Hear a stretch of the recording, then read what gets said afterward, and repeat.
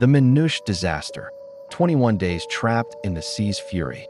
The crew of the Minouche had no idea they were sailing straight into a nightmare. In November 1994, the Panamanian-registered cargo ship Minouche was crossing the Caribbean Sea near the Bahamas. The weather began to turn. Winds picked up. The sea grew angry. They were about to be swallowed by Hurricane Gordon, one of the most unpredictable storms of the decade. Within hours, the ocean tore the ship apart.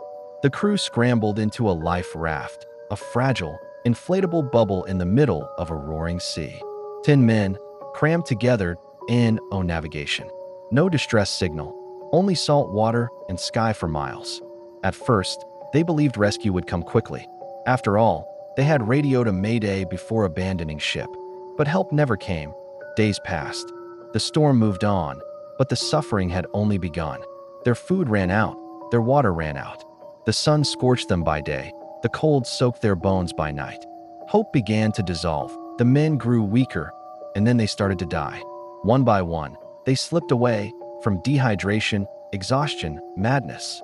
Their bodies were buried at sea as the survivors watched, horrified, wondering who would be next.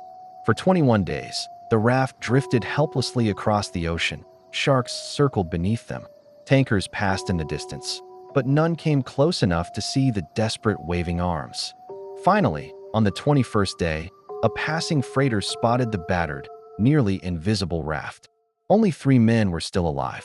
What had started as a routine journey had turned into a fight against nature, death, and the silent cruelty of the sea. The survivors of the Minouche didn't just live through a shipwreck. They endured 3 weeks in an open grave, floating in one of the most brutal survival ordeals ever recorded.